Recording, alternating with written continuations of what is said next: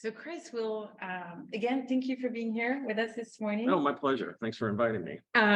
So what we love to share stories about entrepreneurs Mhm. and have them come in and share their story. So the one story I know you the most for that we talked about was the muscle milk story. So Can't you tell? No. I'll let you touch on that, but you were involved with that business and saw Mhm. it through to its growth and success. You've also been involved in 8 other startups that have grown over time. I think a total of 10. That 10 was this total. morning because I remember. Oh yeah, that's the one from high school or no, college. Yeah. College. Yeah. It was a legitimate startup too, wasn't it? Yeah. Well, we'll start. Maybe we can start with that. We'll go through some slides. Yeah. And I think, as we go through this, talking about lessons learned, and I know when we talked, you were very candid about, there was some failures. They were not all successes. It's a mixed bag, but yeah, let's jump right into it, and I'll let you start. Sure. Yeah. I guess I could control this, right?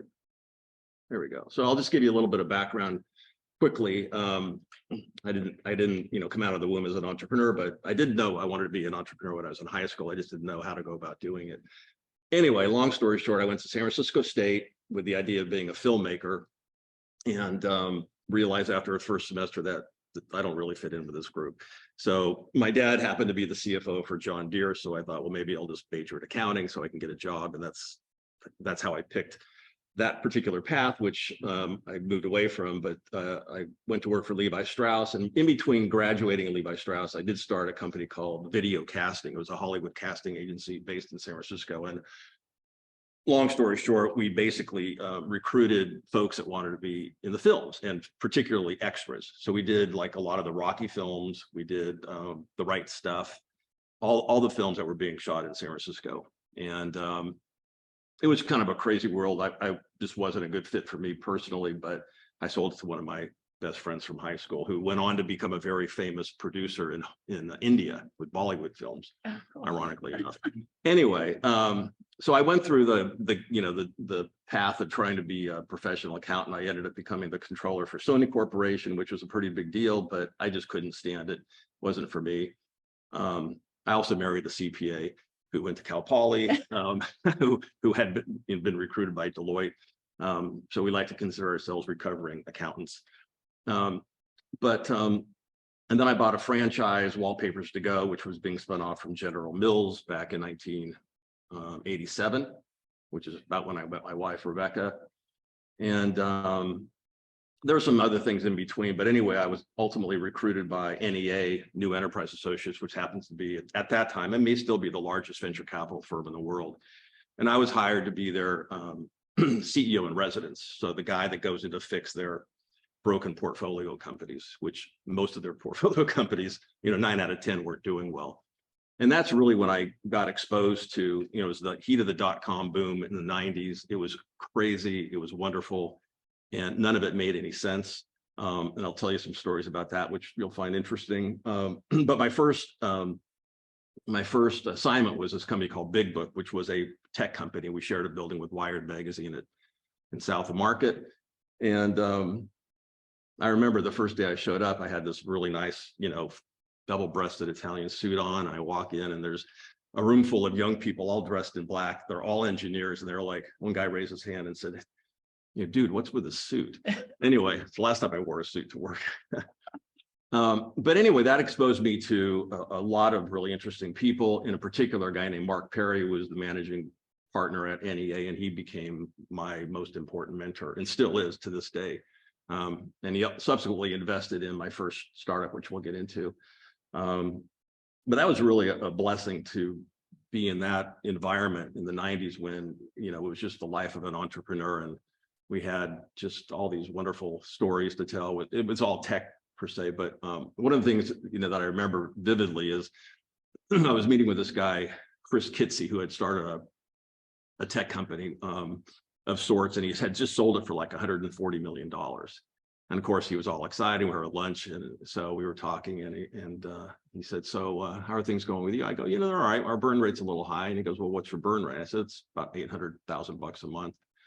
He goes, oh, well, that's your problem. And I said, well, yeah, no kidding. He goes, no, you need to burn more money. You're not burning enough money.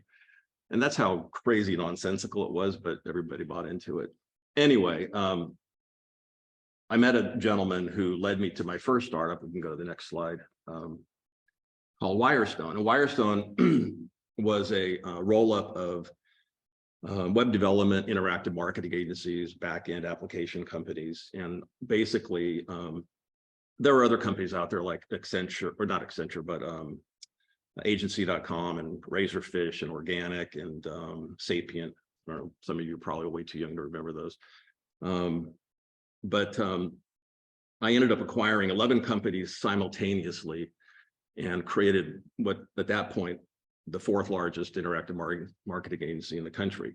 It was the first time I had really done a legitimate startup with funding, and the plan actually worked brilliantly, surprisingly enough. And then we went. Can I pause just for a sec on this?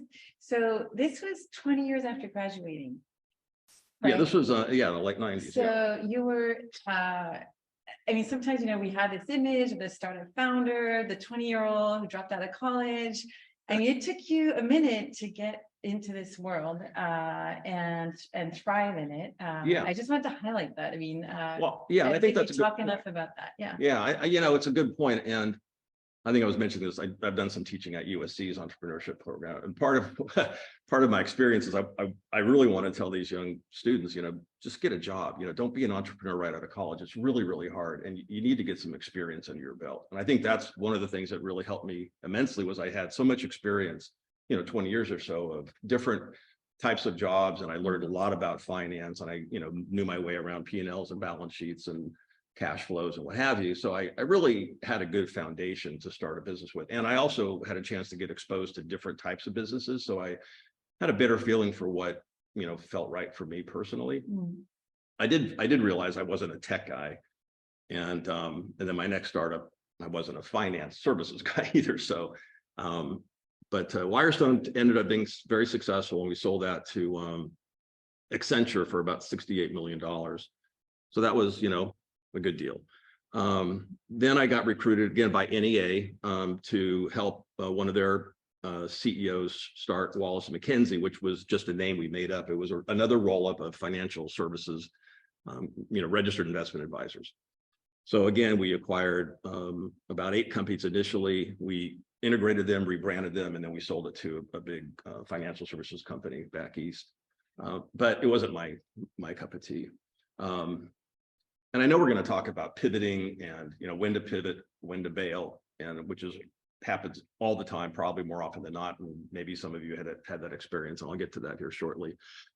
And then I took a pause for about a year, and I married a very smart woman who's got great intuition. And I was sitting at home in my office. It's about lunchtime, and I was sitting at my desk, and I was in my gym clothes. I was going to go to the work out. And my wife comes in and she says, so what are you going to do? And I go, I'm going to go work out. She goes, well, no, what are you going to do with your life? And I'm like, seriously? I mean, really, we're going to have this conversation? And she literally pulled up a chair and got a pad of paper out. And she said, we're going to work on this together, which we don't collaborate well together. And it was probably fundamentally the most important thing that ever happened in my career, because she forced me to just sort of step back with an unbiased, totally risk-free, fear-free point of view. And we created this roadmap, and it's called Chris's Roadmap. That's the file. And it was personal and business. And to this day, when I look back at it, and I've shared it with a lot of friends of mine that kind of lose their way later in their career. And every single thing on that list came true, if not better. Every single thing. It was really remarkable. And my wife's very into, you got to put the energy out there and, and manifest. I mean, she's, but she's right. I thought she was a complete kook, but she was absolutely spot on. And, here's this, CPA, Deloitte, having this conversation with them, which seemed out of character. But anyway, like 2 weeks later, I met the guy that originally started Cytosport, who was a little $10 million company. And I wanted to buy the company, and he didn't want to sell it, but we just hit it off. And I said, Greg, I think I could turn this into a $500 million business. And it took me 4 months about 4 months to convince him. And we ended up becoming partners. And 3 years later, we were doing 250 million in sales. And it was, Muscle Milk is a well-known brand. No pun intended, I milk it for all it's worth, but it was hugely successful. And that'll be the first pivot I'll talk about. And we ended up selling that to Hormel for about $500 million in 2014. So Chris, let me stop you there for a sec, because so you spent 20 years in finance and accounting, and the whole time in your slides, it's like, wasn't my thing, really wasn't my thing. With 20 years, oh my God. A lot of experimenting. Yeah, and then there's that 5-year tail end, like, okay, but actually you were able to leverage that to actually get ahead, seriously ahead, and do these deals. Once you got, and then you got into CPG, and it sounds like you found your niche, but Yeah. man, that's a really, really tough industry. How did you get it from, what you said, 10 mil to 250 mil? How did that happen? It was, What was the focus? it was very viral.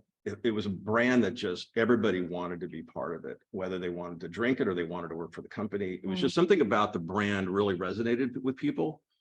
And it was also a point in time, protein has been around for a long time. And the problem with protein drinks, not to bore you guys with, sports nutrition No, this stories. is interesting. Like, I'm obsessed with protein right now. Yeah, I mean, there weren't any good products back then. I mean, they just didn't taste good. They taste And awful. Yeah.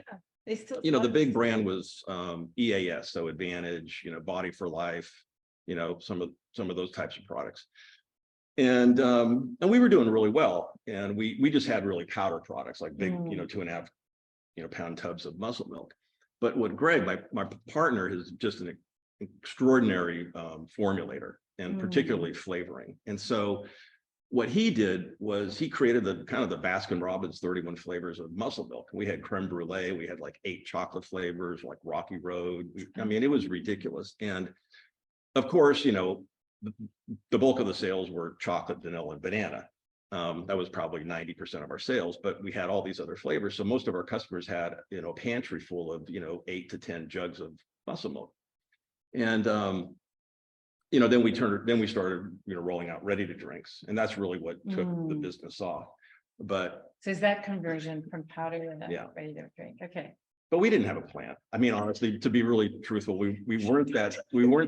Well, no, but it's true. And sometimes, okay, what's your marketing plan? What's your sales plan? Well, we had a plan, but I was still relatively inexperienced, even though I was, my late 40s, and it was just we were kind of winging it, and we had a tiger by the tail. And sometimes it happens. Sometimes you just get lucky. I mean, we weren't stupid. We knew what we were doing. But what was interesting about Cytosport, and here's the pivot, is the original idea was we had a product called Cytomax, which was kind of like Gatorade. It was an isotonic drink. And we knew that, we thought that was going to be our Gatorade killer. This is how delusional we were. So the other thing interesting about Cytosport I'll mention is, here's a company that went, like that.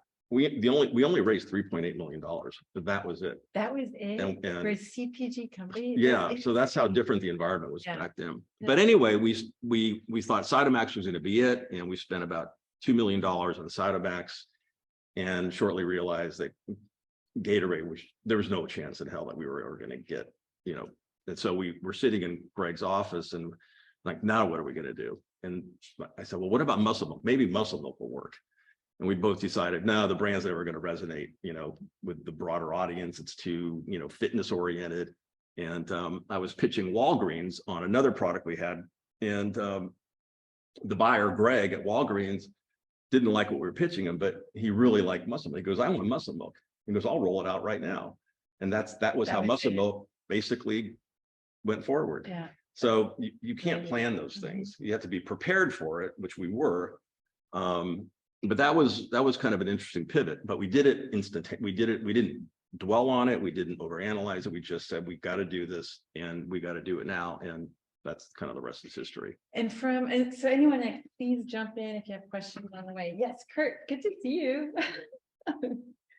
Chris, when your wife laid out this roadmap, it didn't have all these brands on it.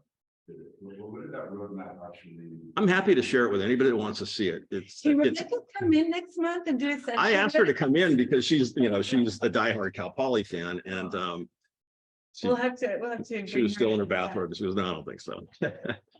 I'm sorry. In general, what was the roadmap? You know, CPG brands or specific brands or what did that? You know, it was kind of two parts. One was personal, like quality of life type things. But most of it was, what are you really passionate about? And I've always been I've been a lifelong competitive swimmer. I like to stay in shape. And so I've always been into sports nutrition. So that was when we were thinking about industries, what I had done and what I, knew about, sports nutrition ended up at the top of the list. And then it was, how much money do I want to make? Where do I want to live? What kind of commute do I want to have? Those types of things. How much equity do I want to walk away with? Those types of things. But it was very rudimentary. But again, when I look back, I think really every single thing on that roadmap came true. And I think it is a power of intention and, I think putting things in writing and really, believing in it, putting that energy out in the universe. I know that sounds a little bit hokey pokey, but it's true. It really changed my career path dramatically. So I don't know if that energy went out and, found muscle milk and it came back to me, who the hell knows, but that's. But I think, okay, let's pause that just for a sec without the hokey pokiness around it. But I think once you verbalize, like with our teams yesterday, we every once a month, all the startup teams in the incubator program get together. And yesterday's session was about like, put an ask out there, like, what do you need right now? And the amount that came back, oh, I know someone who's an expert in blah, blah, blah. So it happened nonstop for about 45 minutes with 15 teams, 12 teams that were on the call at the time. So I think there's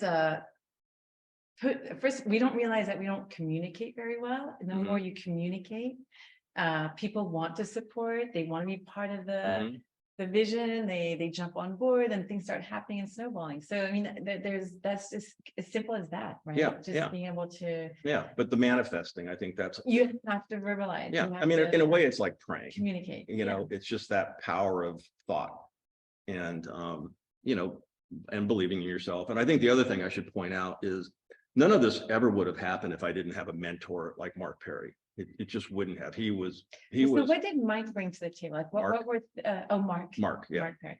What did he? Well, he's a brilliant guy. He's kind of the proverbial Harvard professor, tweed jacket. He went to Harvard. Brilliant guy, but just incredibly thoughtful and on point. And he doesn't waste words. And he can cut. Because being in the world of VCs is a tough business. And being at the top of the heap is, a tough place to get to and stay. And I think Mark just had a way to just cut through all the noise and get to the core of the issue. It was interesting. My very first board meeting back with Big Book, I had never been in a board meeting. My board at Big Book was like Ann Windblad, Stu Alsop, Mark Perry, of course, Ho Nam, all these like unbelievably successful VCs. And I'm sitting there like a deer in the headlights. And I didn't know how to hold a board meeting. I didn't know what to say. It was like, I was totally in shock. And Mark said, hey, let's take a break. I want to talk to Chris for a minute in the hallway. So I'm just describing Mark. So we got in the hallway. Mark says, he goes, I know you don't know what you're doing. It's okay. Just take my lead. It'll all be okay. And that's sort of Mark. He's just a super nice guy, but he really, you can share an idea with him and he has a knack of just getting right to the core of the issue. Even though I might be sort of struggling with getting to the core of the issue, he just is right enough to get there. But I think that he's just always been there for me to bounce ideas off of. And that's really helpful because you need that objectivity. We'll get to entrepreneurs just get way too madly in love with their ideas. And it's really hard to step back objectively and say, this is not going to work, or I need to throw in the towel, what have you. So then I started Maxol, which was a little passion project. I really am interested in brain health. And I created this concoction called NeuroGo, which is basically a cocktail of brain nutrients. And it was all kind of driven out of a book I read called Brain Longevity, which I'd highly recommend. It's a really interesting book to read. It's a case study type style book, and it was written by a neurologist who works with Alzheimer's patients. And I was just mesmerized by it, and I started taking his recommended supplements, and then I decided this is too cumbersome, so I found a manufacturer who could create this blend for me. And, I still use it to this day. As a matter of fact, I might resurrect the company now that I have got more free time on my hands. Do you think the market is more ready? Yes, I think the market is really ready right now. We all hear like Prevagen commercials and these, Focus Factor is a staple at Costco, but those products are nothing really compared to this product in terms of the amount of, ingredients that are in it. But that really never got a lot of traction just because I didn't have much time to really spend on it. And then partner and I, we bought Eternal Water. Eternal Water was based in New Zealand. It's a natural artesian water. And have any of you been to New Zealand? It's a beautiful country. So it's just outside of Auckland in a little, podunk town. And but the problem, of course, is shipping water from New Zealand to the United States. So we were stumped. We were like, we got this great product. You can buy it anywhere. I mean, it's now, I think, the 4th largest premium bottled water company in the country. And so Kareem, my partner, and I, we were like, we just can't get the margins to work, no matter what we did. And Kareem's a really bright guy. I'm a bright guy. And so I remember my wife and I were driving, I think we were driving from the Bay Area down to Morro Bay. And so I'm going off about, what are we going to do? We're going to lose all our money. This is just going to be a disaster. We had raised like $18 million and it's like, this is not going to end well. We had no idea what to do at all. And so I'm in the passenger seat, my wife's driving, and I'm just ranting and raving and blah, blah, blah. And because Rebecca's, a CPA, she knows what I'm talking about. And she said, spouse, it's so important. She said, well, why don't you just move the company to the United States? It was that simple. Now, we hadn't thought about that because we were so focused on New Zealand. And we have artesian water wells here in the United States. And that was the big pivot. Otherwise, we would have tanked the company. So, sometimes, somebody on the outside looking in just was going to have a totally different perspective because, you're an entrepreneur, you can't see the forest for the trees. And so that was aside from Cytosport going from Cytomax to Muscle Milk, that was probably the most important, significant pivot that, we went through to that point. And then we met a pharmaceutical company in Belgium that had developed this ingredient that caused the body to produce collagen naturally. And collagen, affects your hair, nails, and skin. And as you get older, your body stops producing collagen. And that's why you start showing, the effects of aging. So we partnered with them to develop this first anti-aging drink called Fix. And it actually worked. We could make claims, reduces wrinkles, strengthens your hair, blah, blah, blah. And we thought this is a $1 billion idea. We were convinced of it. Unfortunately, our partners in Belgium were just total maniacs and completely unworkable. And that just torpedoed the deal. We couldn't move it forward.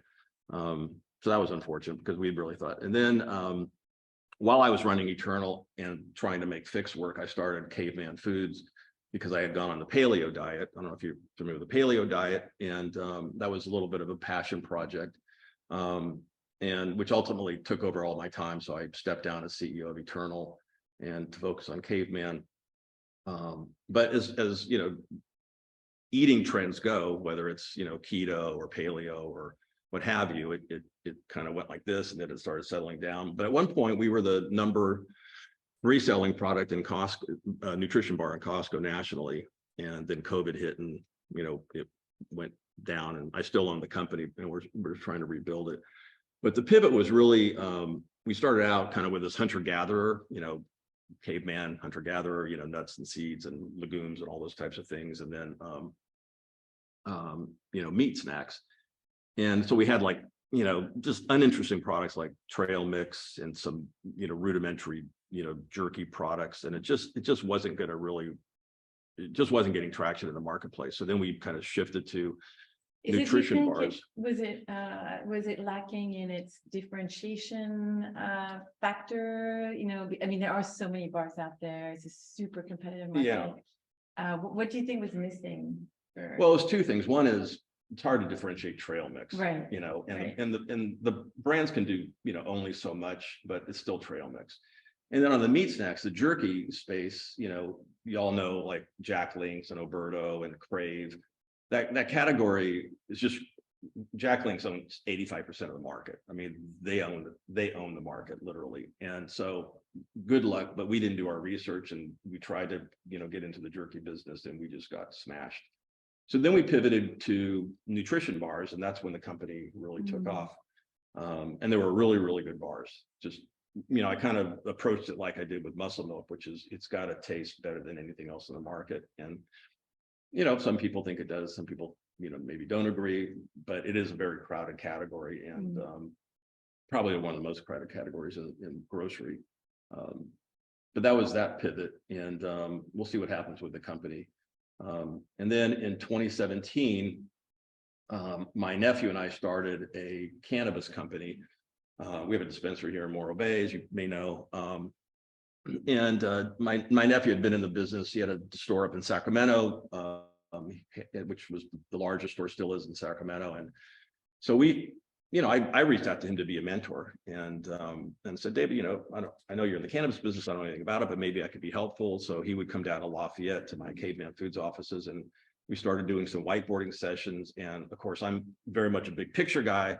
And so I kind of got carried away, and I said, well, this is a perfect roll-up opportunity, which I had a lot of experience in. And he got excited, I got excited. So I invested in the company, and then I got even more excited. So, well, let's just blow the doors off thing. I mean, we can really turn this thing into something big. And so in 2018, I raised about $40 million, and we started opening new stores and building out cultivation facilities. And, you know, MWG is the holding company, Perfect Union is the brand. And now I think we have about 21 stores in California, New Mexico, and it's fully vertically integrated. And I stepped off the board in June. It was just, you know, after 4 years, there was enough brain damage, and I'm not a cannabis person. You know, I'll do gummies to sleep at night, but I like tequila.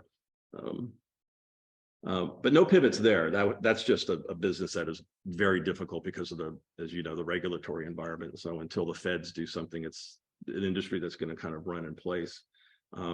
Interesting factoid about the cannabis industry. Well, two. One is last year, the cannabis industry generated more tax revenue in California than the entire alcohol industry in California.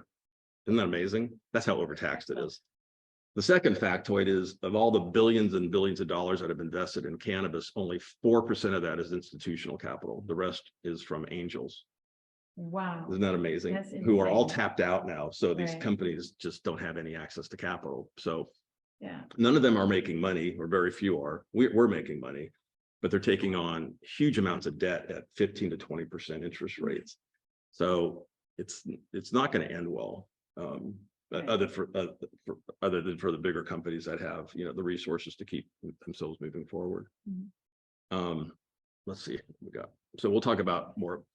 So this is just from my experience. I'm not a tech guy. I'm really not a services guy. You know, as you can tell, I'm more of a product, you know, CPG kind of guy. So that's a lot of my experience. But one of the things I've learned is, all too often entrepreneurs and myself, you know, I'm guilty as charged, you know, kind of jump into it, and you know, you want to expand quickly, and you just don't want to be as patient as maybe you should be, and you just get ahead of yourself or over your skis. And so I think focusing on getting to your proof of concept. So, you know, you got to get to a point where you know your idea is going to work.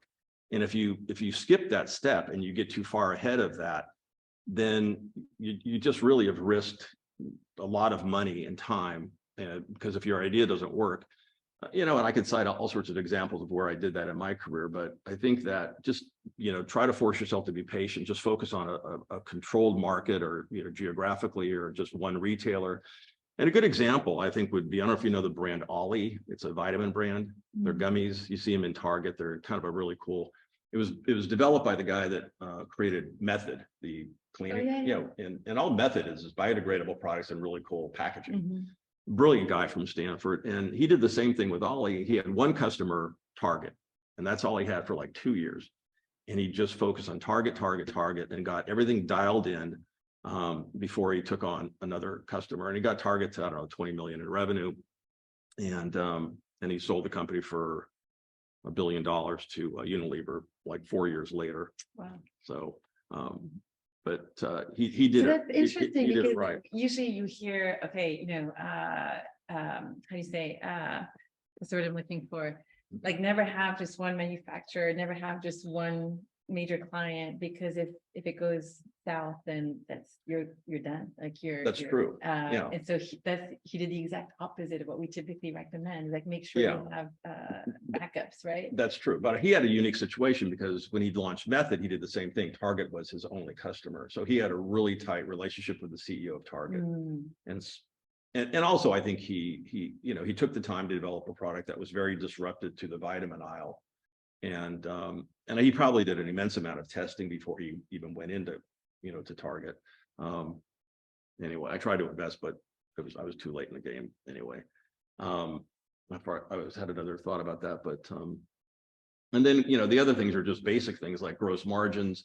Gross margin drives so much of your bottom line. And in the food and beverage business, if you don't have 45 to north of 50% gross margins, no matter what, your idea is just not going to work. It's going to be really, really difficult to get to profitability in any kind of a sustainable cash flow model.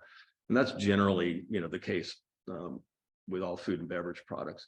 So if you don't have a path to gross margins, you just, and again, this is where mentors and objectivity, a board, advisors, folks that are on the outside looking in are so immensely helpful. You can't do it by yourself. It's so hard.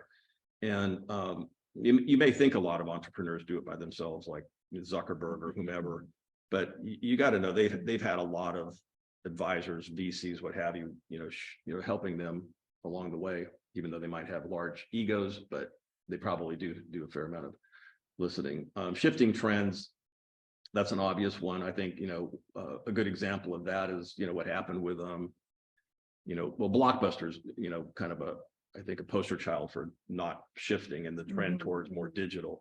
But, Caveman, of course, the paleo diet just started trending down. And to your point about concentration, we had 80% of our business in Costco. So we had, and I knew Costco really well because Costco was our biggest muscle milk customer. And we were doing really well, but when COVID hit, and we couldn't sample, we got caught with our pants down, and all of that revenue went away completely. So, and so was that actually, okay, that's a really interesting detail. Once tasting went away, so not being able to do the sampling, that was the crux of it. Yeah, I mean, we did fine without sampling, but we didn't do good enough. So retailers, sampling had a huge influence. So that's the point. Right? Huge influence. Yeah, I mean, our sales might be, Costco has a hurdle rate. It's $1,000 per week per club at retail. And if you don't hit that hurdle rate, you're out. So you always want to be at or above the hurdle rate. So we always kind of bounced around, just below the hurdle rate without sampling. But when we sampled, our sales were like $2,000 a week per store.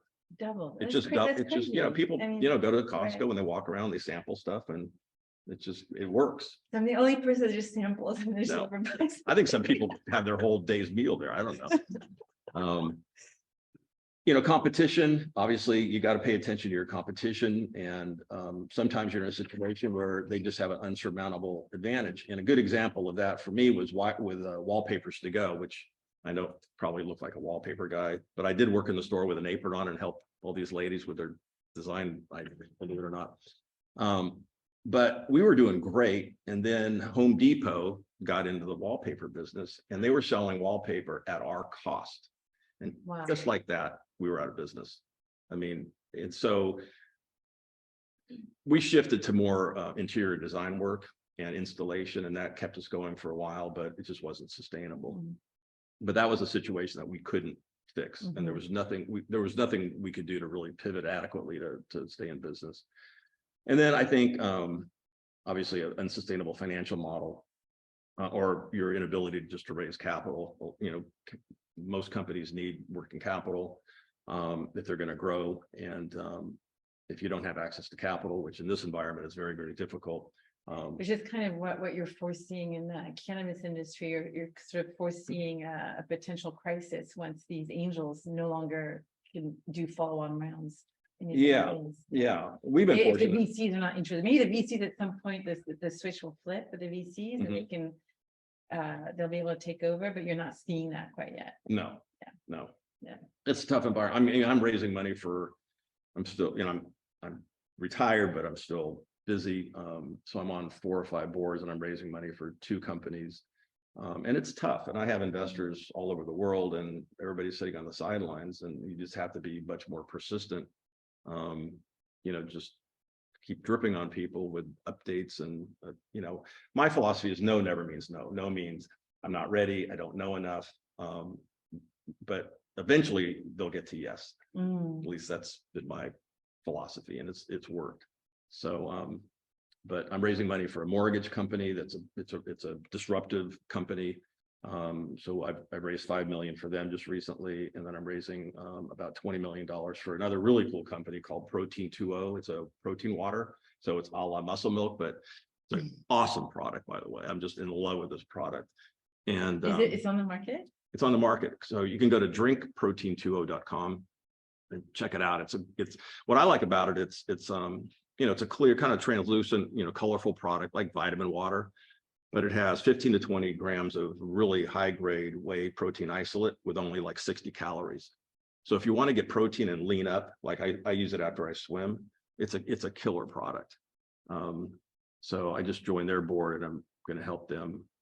They're at about 25 million in sales, and first goal is to get them to about 100 million in sales. So that's awesome. That's the plan. Yeah. Exciting. That's all I'm going to do. Otherwise, my wife will kill me. Any more slides, Chris? Oh, yeah. Are you? So these are just some examples I picked up. There's any number of them. Nintendo, of course, and I didn't know a lot of this stuff. This is interesting. Nintendo, started out in the late 1800s, believe it or not. Did any of you know that? What? No. Yeah, I mean, Google this. It's really fascinating. And they were a playing card company, and then they morphed into what they became. Wrigley, again, late 1800s, soap and baking soda, probably door to door, and then they morphed into what they became. PayPal, I didn't know this either, was developed originally just for the Palm Pilot. Do any of you remember? Well, you remember Palm Pilot. Yeah, it's Alyssa, you don't. Really? do you? Yeah. Wow. Yeah. Anybody have a BlackBerry? Guilty as charged. I love Blackberries. They were really pretty cool.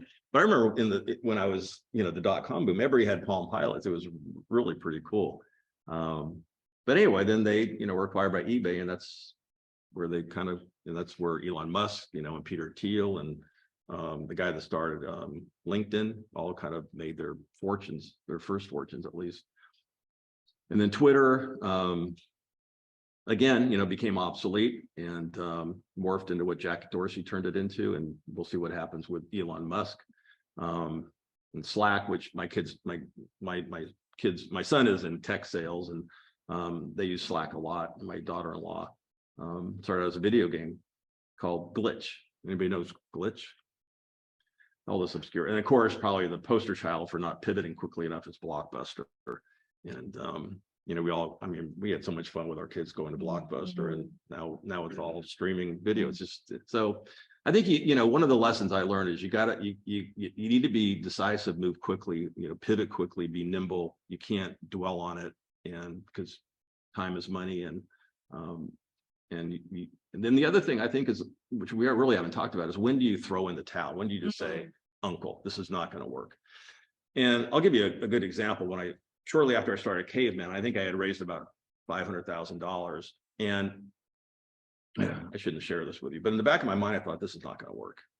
This is just not going to work. I need to return all the money.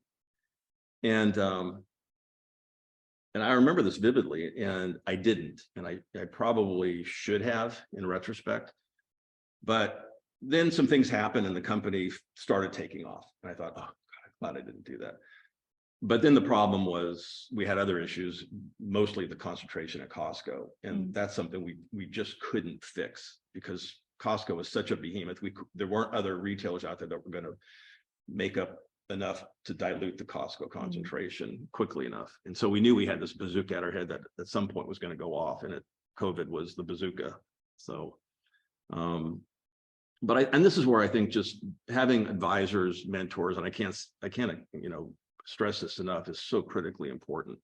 And and starting when you're in school, I told my kids when they were, getting ready to graduate from college, start developing relationships. And of course, their idea of developing relationships was texting people. I said, no, you have to pick up the phone and have a conversation. You have to meet in person. You have to really invest in the relationship and cultivate these things. And furthermore, you also have to offer your help, because the more you give, the more you get.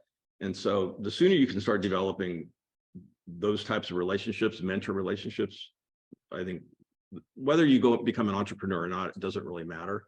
It certainly helped my kids immensely. And neither one was going to be an entrepreneur, thank God, but they've done a good job. I wouldn't recommend it. Yeah, my poor wife. Oh, and by the way, going back to Caveman, when you raised your first 500K, what were the things that made you hesitant, made you think this is not going to work? What were the red flags? What was popular? It was the products really weren't dialed in. I wasn't happy with the products, the quality of the products. The branding wasn't dialed in, and we were out there, putting products into the market that really weren't ready for prime time. And this goes back to the proof of concept. I just got over eager, and I should have known better. And I started, I hired a CEO who came from Pepsi, and I thought, okay, this guy's going to do his magic. Yeah. Usually big corporate guys just do not transition well into entrepreneurial setting, because they're used to having resources, big people. Budget, yeah. I mean, they never worry about cash flow. Money grows on trees. It's just, I've rarely seen a big corporate executive successfully transition into an entrepreneurial environment. So, but that was probably, I think I should have, if I had some outside advice that I would have listened to, I probably would have shut Caveman down. But as it turns out, I put a lot of our investor capital on my own at risk. Yeah. So now we're struggling to turn into something meaningful. And, it's 12 years later, I didn't intend to be doing this, but it's, but failing, facing, the reality of failing is a daunting situation. And because we fall madly in love with our ideas, and sometimes they're okay and sometimes they're not. And it's just hard to be honest with yourself. It's sort of, in a way, when I went back to, the story about the roadmap, I couldn't have done it by myself, because my wife was able, she knows me better than I know myself. And she was able to the right questions, right? Well, she was, I write something down. She goes, no, BS, that, take that off the list. I mean, she kept me so brutally honest about, because we don't see ourselves the way other people see us. And I think having, again, that objectivity is really critically important. But anyway, I mean, it's funny we're going through this, because it's what a crazy experience I've had, but it worked out okay, thank God. And it's been a lot of fun. I met a lot of great people, and I'm still cultivating relationships all over the world. I have investors, I don't know how many different countries, and I consider them all friends. I can call them up. I could have dinner or beer with all of them.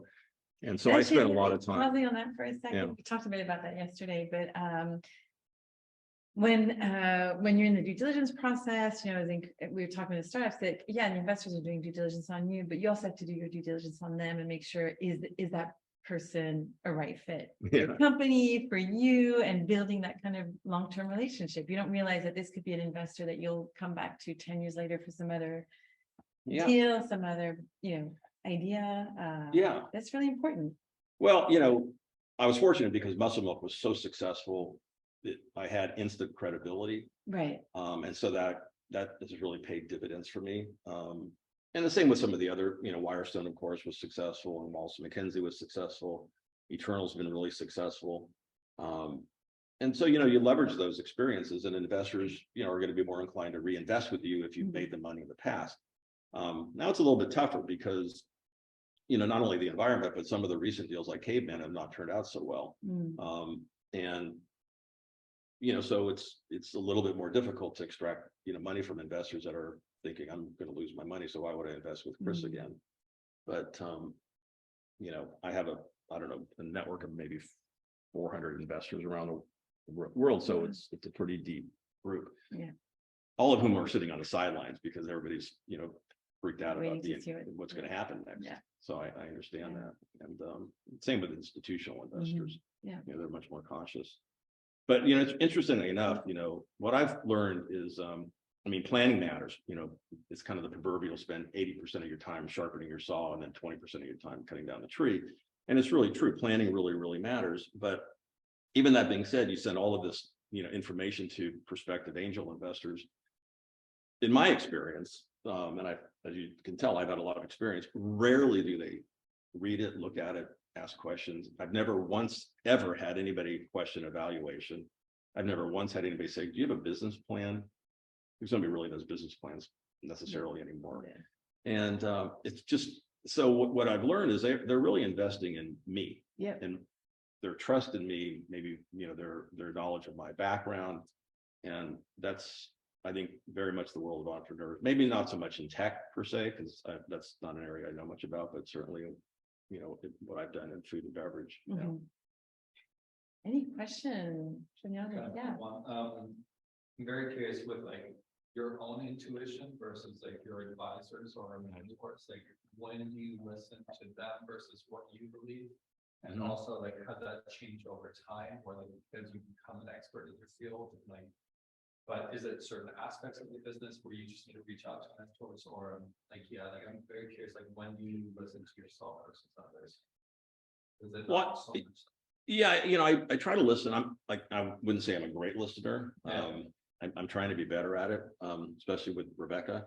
I don't think guys are generally good listeners, but I am trying to be much more open-minded. I mean, I'm 68, so it's taken me a while. Maybe I'm a slow learner, but I do try to reach out and get as many opinions as I can. But it's I create a lot of noise for you because you were talking about your mentor as well. That yeah, just like they cut all the bullshit and just like follow that one thing. Well, it's interesting you mentioned that, because when I was running Big Book back in the late 90s, one of my board members was a guy named Larry Smart. And Larry told me, he said, he just said, don't listen to the static.